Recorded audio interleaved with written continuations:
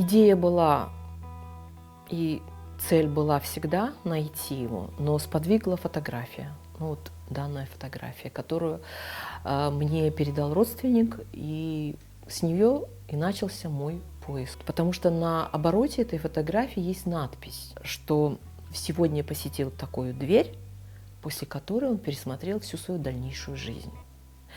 Естественно, мы догадываемся, какая это была дверь, потому что датирована эта фотография маем 1937 года, а в 1937 зимой его отца арестовали, и родственники о нем ничего не знали. Он был имамом в деревне Буюк-Ас.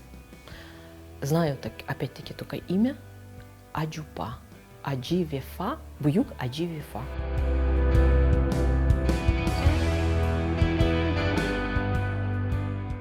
После, видно, допроса он сделал какие-то выводы для себя.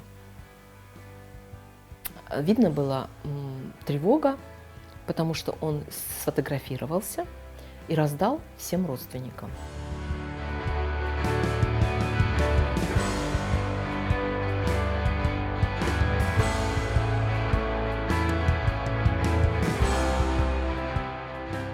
Бабушка была безграмотная, твердила только о его имени Фета, Фета, Фета. Естественно, дети стали Фетаева Аблялим, Фетаева Муслиме, и она, мама их, Фетаева Теслиме. Больше о нем мы ничего не знали, только знали имя. И когда я увидела роспись, я увидела букву «В». А его сестра говорила, что папу звали Аджупа. У меня были варианты Аджи Вефа, Аджи Мифа, Вефа. И вот таким образом я его искала как Вефаев или Аджи Вефаев.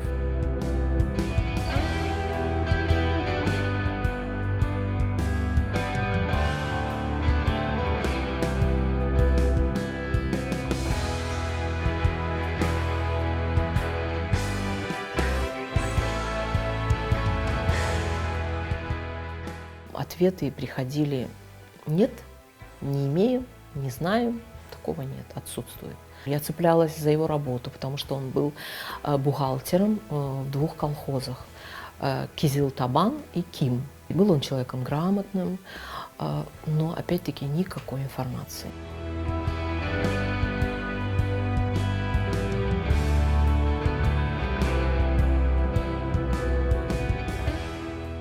Опять-таки век интернета, видно, пришло то время, когда оцифровали его данные и выложили в интернет. И мои поиски были безрезультатны, но мне помог Эдем Дудаков. Я обратилась к нему, потому что я писала очень многим. Вот Эдем Ага мне как в сказке. Я читаю месседжи, вижу о нем данные.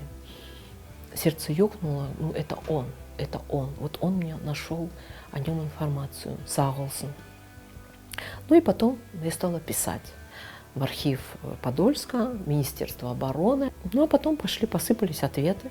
Потом, когда я уже получила с Питера, с медицинского архива письмо о том, как он был ранен, когда он был ранен, сколько он пробыл в госпитале. Он с 21 по 24 января находился в лесу, раненым, который подорванный на мине, пробитым легким, разорванным плечом, бедром.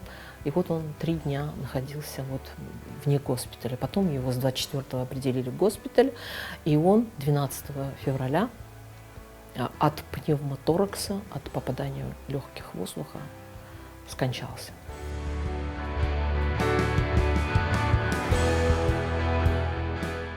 Когда я увидела о том, что его фамилия, имя и где он погиб, это деревня Сырокаска, Ленинградская область, и там когда черту ведешь, написано увек, кого увековечили, а у него ничего нет. То есть он был не увековечен. По причине, естественно, наверное, по определенным причинам.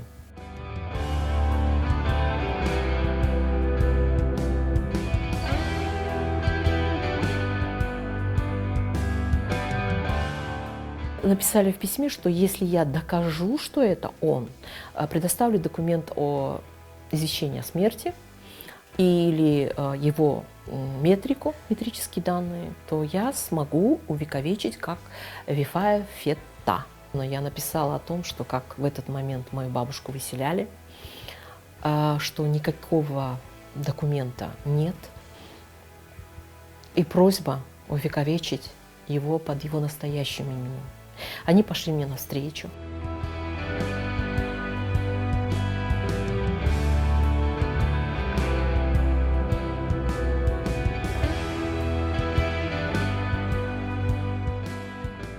Такая личность, ну не мог он как-то просто взять и исчезнуть. Я в это верила, знал, что я дойду, найду. Теперь у меня такая цель, ну, поставленная задача его увековечить на родине, где он жил, родился, жил, трудился.